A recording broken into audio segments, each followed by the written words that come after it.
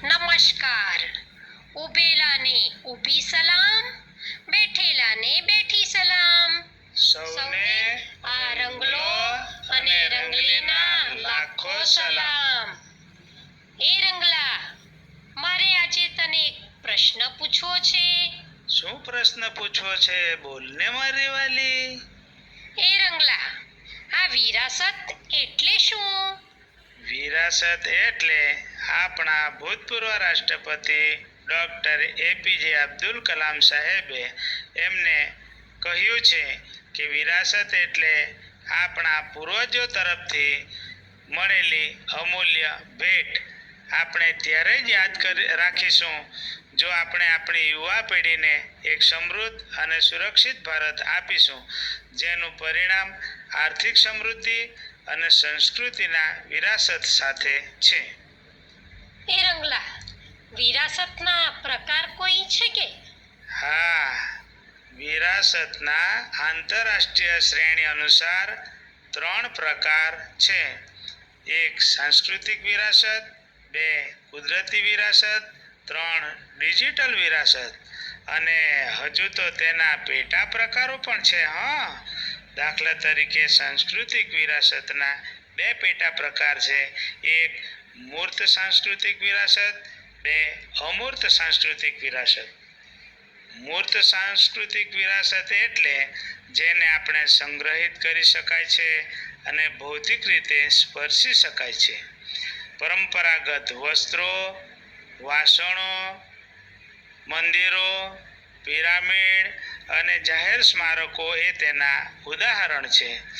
અમૂર્ત સાંસ્કૃતિક વિરાસત એટલે કે જે સંસ્કૃતિનો સંગ્રહ કરી શકાય છે પરંતુ તેનો સ્પર્શી શકાતી નથી.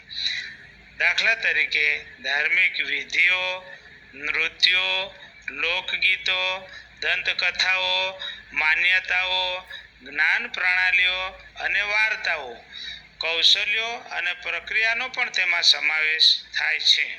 એ રંગલા, કુદરતી વિરાસત એટલે શું? કુદરતી વિરાસત એટલે ઉત્કૃષ્ટ ભૌતિક, જૈવિક, ભૂસ્તરશાસ્ત્રીય રચનાઓ, પ્રાણીઓ અને છોડની વિશિષ્ટ પ્રજાતિઓના રહેઠાણો અને વૈજ્ઞાનિક સંરક્ષણ અથવા સૌંદર્યલક્ષી મૂલ્ય ધરાવતા વિસ્તારોનો ઉલ્લેખ કરે છે.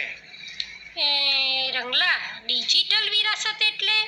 અરે ગાંડી, ડિજિટલ વિરાસત એટલે ઈસવીસન 1960 થી ઈસવીસન 1970ના વર્ષોના પૂર્વેથી ઘણા ઇતિહાસકારોએ કોમ્પ્યુટરનો ઉપયોગ કરવાનું શરૂ કર્યું છે.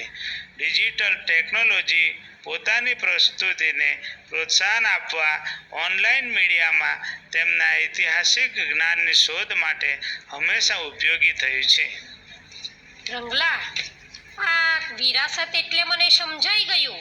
અને વિરાસતનું શિક્ષણ શા માટે જરૂરી છે આ વાત પણ મને સમજાઈ ગઈ.